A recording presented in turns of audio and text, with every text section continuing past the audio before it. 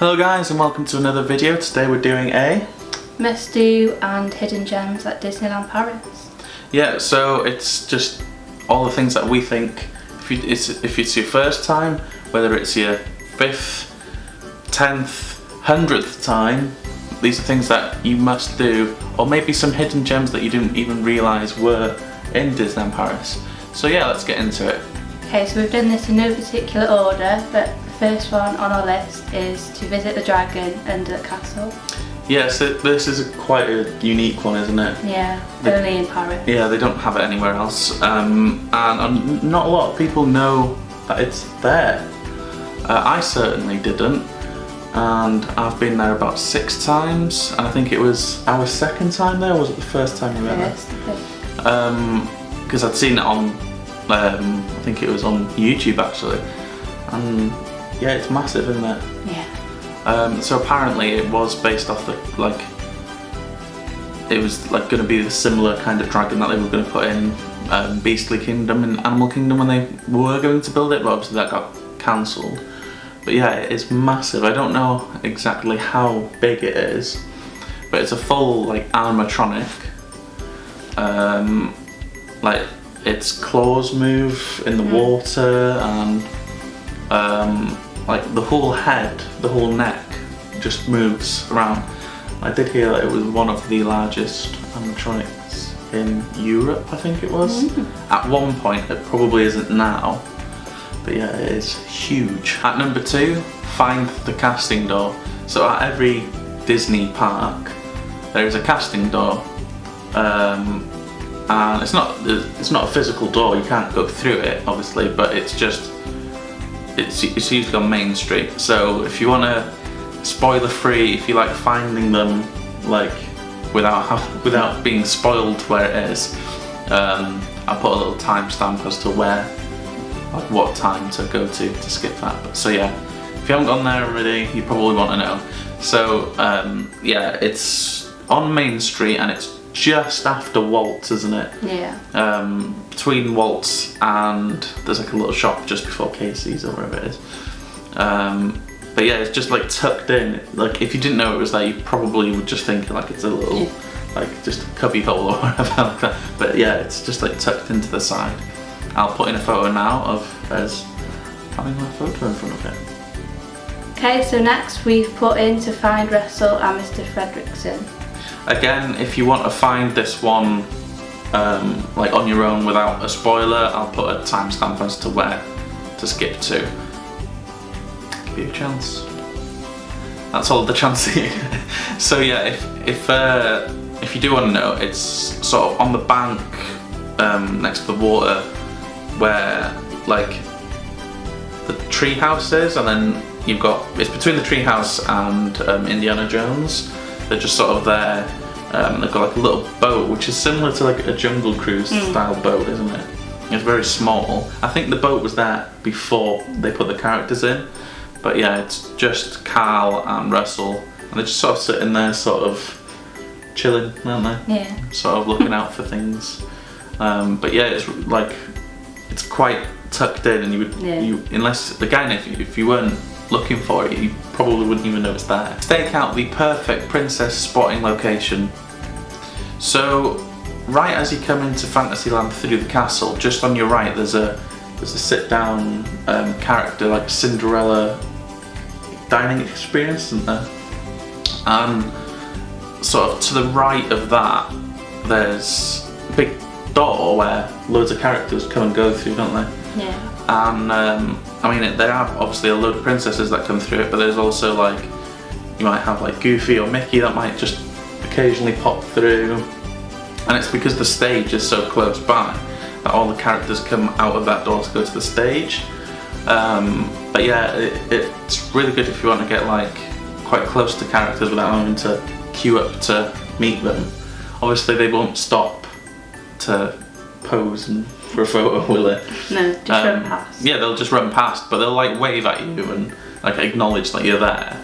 But yeah, it's a really cool sort of hidden part that you wouldn't really know of it unless you were looking for it. But yeah, definitely check that one out. Next up is the Aladdin walkthrough.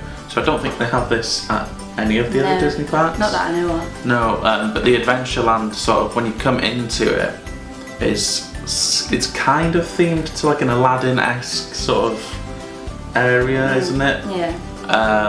Like they've got a sit-down restaurant and everything in there, and they do a couple character meets around there. But there's an Aladdin sort of walk-through attraction. It's really only small, but it tells the whole story of Aladdin from the film, and it's got like all these little sort of sets. Yeah. Kind of. Would you call them sets, really? I don't know. Yeah, they sort of move, and it has like the music playing and stuff like that, and it's pretty cool. But like if you're coming into the land, because it's sort of to the left and you'd have to turn around, unless you were again looking for it, you probably wouldn't notice it. Unless you were coming the opposite way, then you notice it more. But yeah, no, it's a really good one because they like it's weird. It's always cold inside that room. I always notice like there's aircon, even like when it's freezing outside. So in the summer, it's probably a good one to just walk through, just to get a bit of like AC. But yeah, we love it in there, don't we? Yeah. It's really nice. So next is Sword in the Stone thing by the castle. Yeah, I think it's a must-do to any Disney park, isn't it? Yeah. Yeah, it's just as soon as you come out of the castle, like walk through it, it's just on a little sort of rock. Well, a stone. But yeah, I mean, obviously it's only going to come up a little bit, isn't it? Yeah. But yeah, it's definitely a must-do when you go to any Disney park. They do cover it up once a year for Halloween, for the Halloween season. They put like a thorn sort of tree thing over it, don't they? Because Maleficent meets in front of it, so yeah, it's sort of intertwined with that sort of character meet. So next up is Cinderella's Carriage. So again, in Fantasyland, a lot of these seem to be in Fantasyland. Yeah, there's a Cinderella's Carriage. It's sat right in front of the Cinderella dining experience, and yeah, I mean, you can get pretty close to it. You can't sit on it, can you? No, just stand in front of it. Yeah, but equally, it's still a good photo op. I don't know why they don't do like a character meet in front of it. Yeah. I mean, they probably do for like a special event, but yeah, like if you've brought like your kid or something and they're like big on princesses and stuff and they've got their princess dress, or even if you just want to be like in like a Disney bound kind of outfit, it's the perfect place to get like a really good photo because it's like full size, isn't it? And it's quite intricate as well. It's really quite nice. So next is Prosecco and a show. Yeah, so we've actually done this one, haven't we? We've really enjoyed it. It's on my birthday. Yeah. It felt actually quite special, didn't it? Yeah. So yeah, they in front of the castle, obviously they have like a little. It only comes out at night for the fireworks. It's the only time you can get it. But they have a little like cart that comes out and it sells Prosecco. And the Prosecco, well, it's champagne, isn't it? But it tastes more like a Prosecco-y kind of thing. It's pretty much the same thing anyway. But yeah, it's made by Lanson and it's made like exclusively for Disneyland Paris. And the bottles they look so nice, don't they? I'm so tempted to get one next trip. Yeah. Even if it is a bit on the pricier side. I think it's like 65 euro. Yeah. A bottle. Yeah, so it's definitely for more like special occasions. Yeah. But I think a glass, how much is it?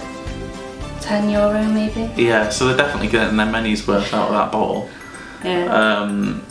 But yeah, when we were there, because we obviously had one each, he filled one and the bottle ran out. So I said, oh, can we have the cork? The cork and the sort of the metal wire top thing, because it has Disneyland Paris like embossed onto it. So Emily's got that somewhere, haven't you? Yeah. As a little memento. But yeah, it's really quite nice.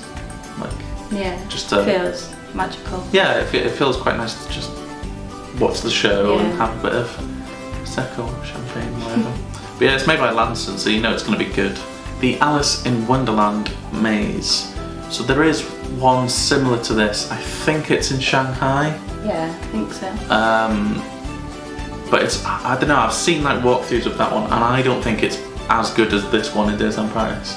Because this one's like set on the cartoon, whereas the other one's, I feel like it's more set on the film, like live action.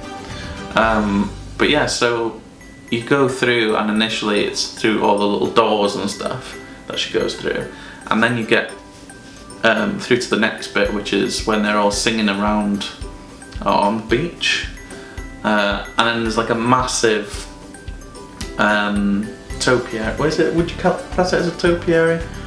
Which now? The Cheshire Cat. Yeah.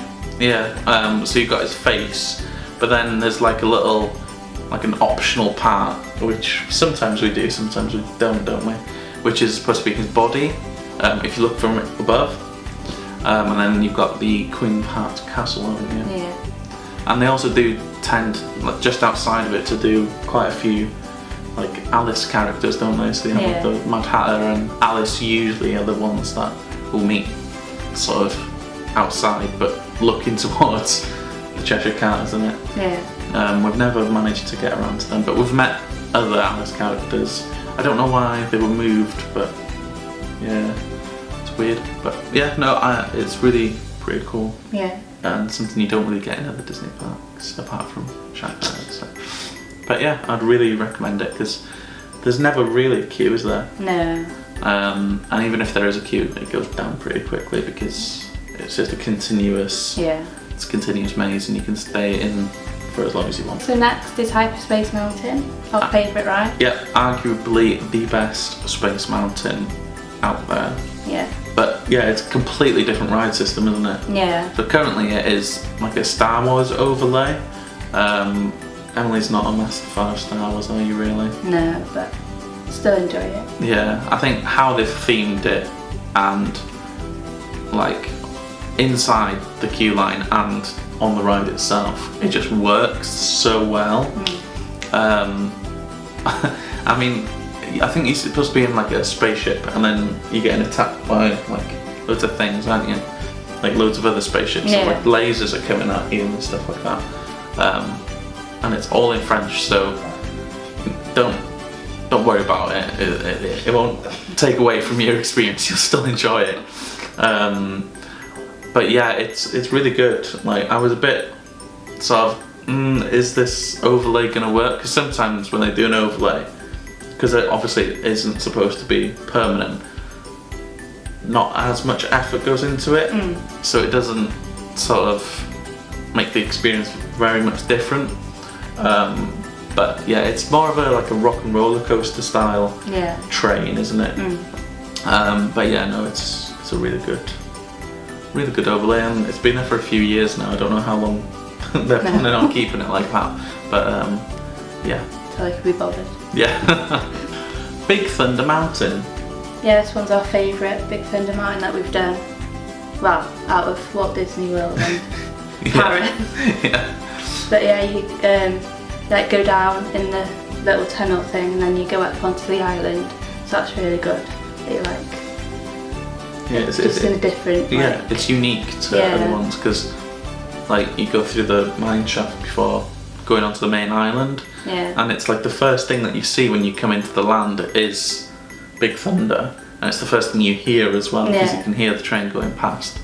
But yeah, like I had read somewhere that it wasn't even supposed to be there. They were gonna do like a Tower of Terror kind of thing there, but theme it towards sort of like a mine shaft. And yeah, with Disneyland Paris, there's Big Thunder. Haunted Mansion is sort of tied in with the story. Like the Master Gracie who owns Haunted Mansion is the person that owns the mine. And yeah, it's just all like how the story ties in and everything. Connected. Yeah, and obviously being the best Thunder Mountain, you've got to ride it, haven't you? Yeah.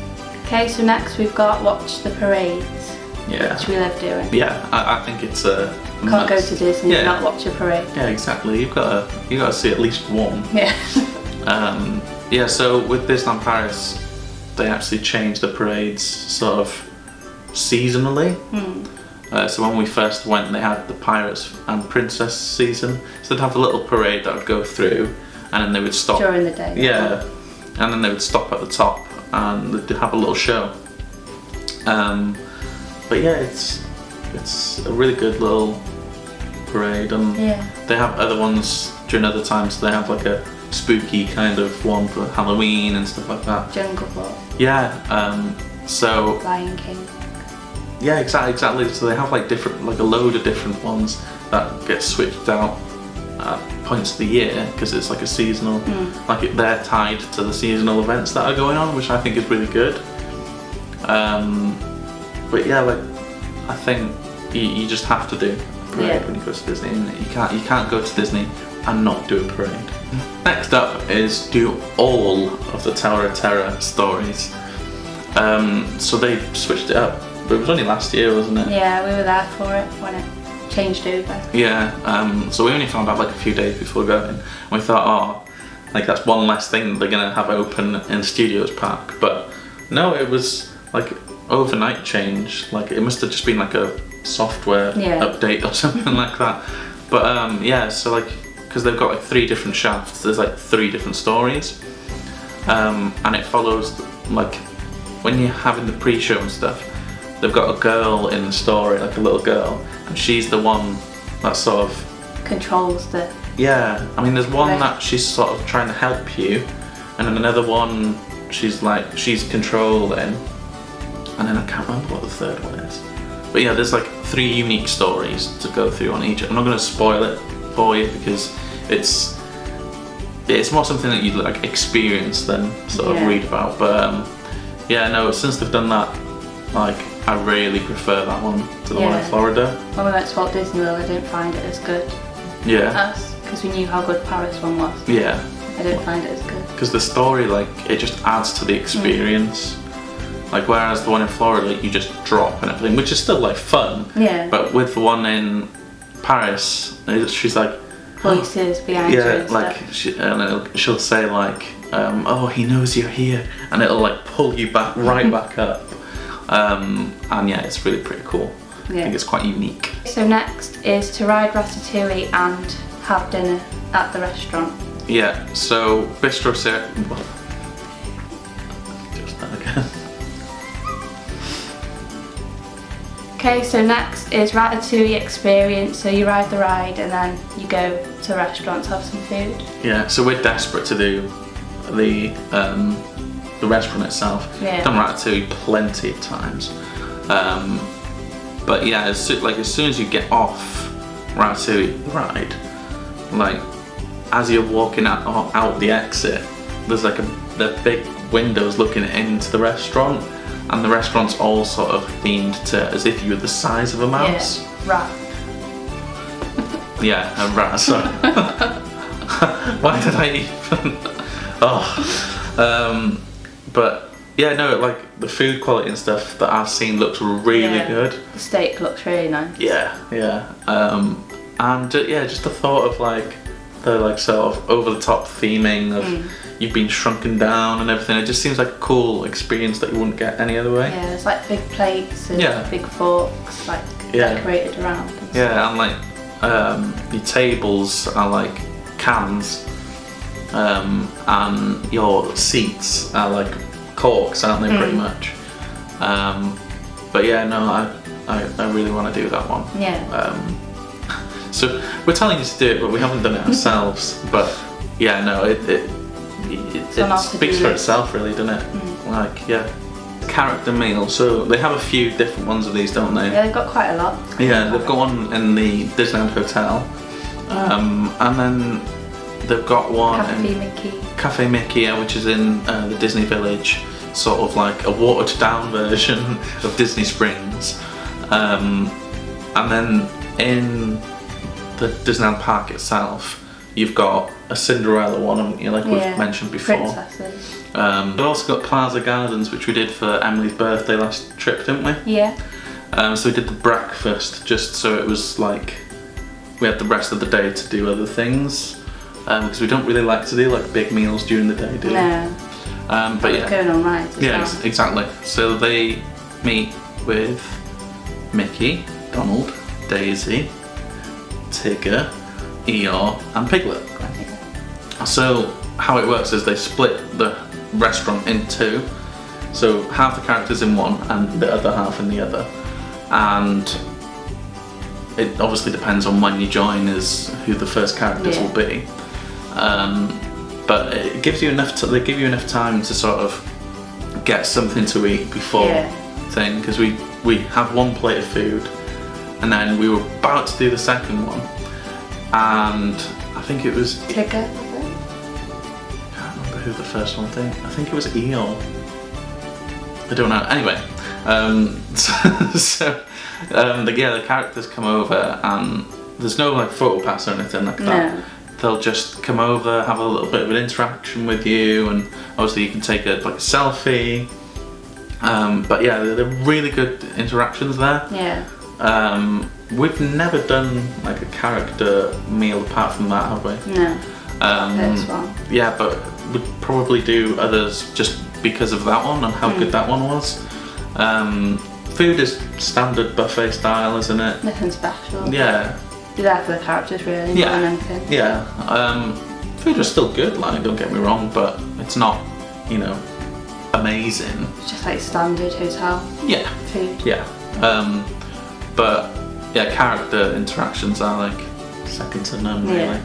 I had like an Aladdin t-shirt on, and it had the Cave of Wonders on the front of it, which is obviously like it's a lion, isn't it? Yeah.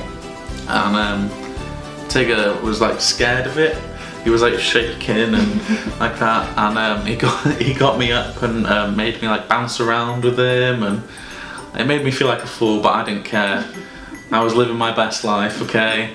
But yeah, I think they will sign autographs there as well, so it'd be really good for kids. Yeah.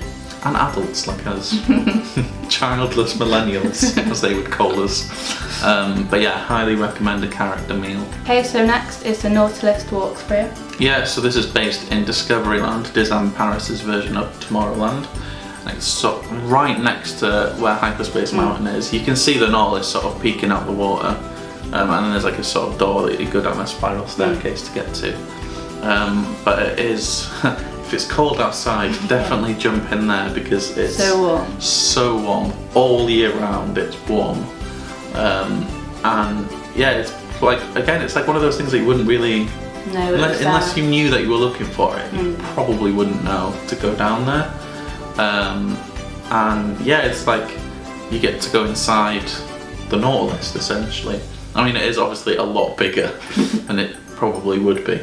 But there's like a little interactive stuff in there, and there's a kraken that comes to the window, and yeah, and like I'm pretty sure there's like an organ that you can play in there, with the reflection of the captain that comes like out of the thing, which is pretty creepy.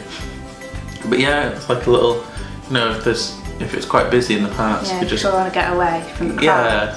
Yeah, because it's always quite quiet in there really, and really warm. So if it's snowing outside, jump in there, you'll be alright. Next up is the Main Street vehicles. There's like plenty of like different ones, but we've only ever done it once, and we did it on the sort of double-decker bus, didn't we? We did it actually right after going to Plaza Gardens. They go both ways down Main Street. I don't know if they make you get off, but people just tend to get off. They don't really stay around for the loop. But yeah, they're really, it's weird because they're not full size, but they're not small. But yeah, they're just really cool, aren't they? Yeah, to go down Main Street and just be on them is really good. Yeah, and it's relaxing. Yeah. But yeah, we want to sort of make our way through all the different ones, because there's like a fire truck one, and there's a police one, and yeah, they're just really like, because you always see people like driving past in them, and you think, oh, that'll be cool. And it was only like our last trip that we actually figured out where they stopped so you could get on. But yeah, no, they're really cool, and really like recommend people try them out. Next is another one of our favourite rides, which is Crush's Coaster. Again, another unique addition to Disneyland Paris. Probably if you're really bad with like spinning and stuff, maybe don't do this one. I mean, you get motion sick, but you really enjoy it. Because it moves, it's just not like the teacups are just still, so I can't do them, but because it moves, I'm alright with it. Yeah. So you start off sort of like in a sort of bay area, and they've got the seagulls, haven't they? Yeah, they're annoying after a while. Yeah. And then you go outside for a bit, which can be a bit cold if it's cold outside, obviously. Yeah. A bit of like a chill, and it sort of spins a little bit and then goes inside, and they do like a little story kind of thing, and then it goes up the lift hill, and it goes crazy. Yeah, it's like, obviously because it's a random spin based on how you're falling, the spin can be different every time. But yeah, no, it's really quite fun, and it's all in the dark and stuff. Yeah. But yeah, and you're inside a turtle show. Yeah. Next up is Mickey and the Magician, another exclusive to Disneyland Paris. The show is bilingual, so it has bits of English and French dialogue. Mickey is completely in French, but because of the other characters interacting with him, you can kind of work out what he's sort of saying. It's probably harder for like younger children to understand. But just with Mickey there, they'd be entertained. Yeah.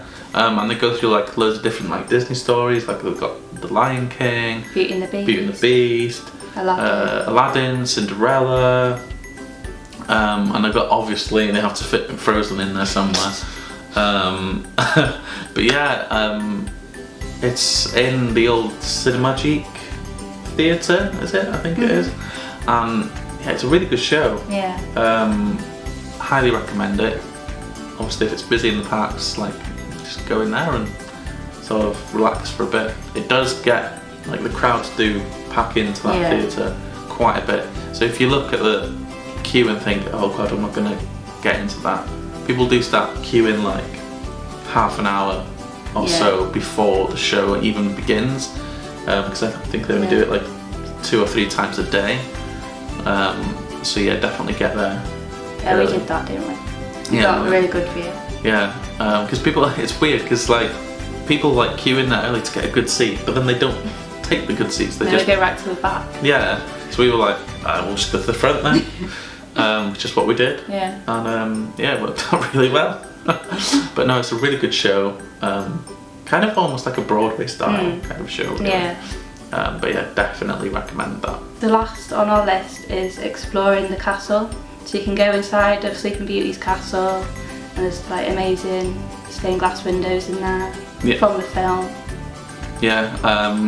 So yeah, when you walk through, they've got this like the book, the Sleeping Beauty book, and you can walk up the stairs, which you can't do in like most other ones. No. Like in Florida, they've got like a dining sort of thing in there, so you can't. Cinderella's table.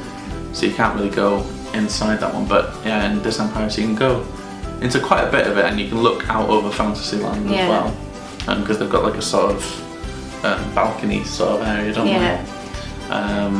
But yeah, they tell you like the brief sort of story of Sleeping Beauty, don't they? Yeah. And they have like these amazing like tapestries and stained glass windows. It's just like those alone, like that, it's just impressive. But yeah, and then like sort of downstairs you've got there's like a crystal arts kind of shop, isn't there? Yeah. And a Christmas shop, which we always sort of go into to look for like either deals or just see what they've got. Yeah, baubles that we want. Yeah. And I think you can actually go down some stairs from the crystal art shop to get to the dragon, which we spoke about earlier. So it's kind of a nice sort of, we've come back to where we started, haven't we? But yeah, it's really nice to like be able to walk around inside the castle. And yeah, that's our 20 things that we think that you must do, and some hidden gems thrown in there. So yeah, if you enjoyed this video, let us know in the comments section below. If you haven't done any of these things, or didn't even realise some of these things existed, or maybe you love these things, some of these things, let us know in the comment section below as well. But yeah, if you enjoyed it, leave a like. If you didn't enjoy it, leave a thumbs down. They help either way. Yeah, we'll see you in the next one. Have a magical day.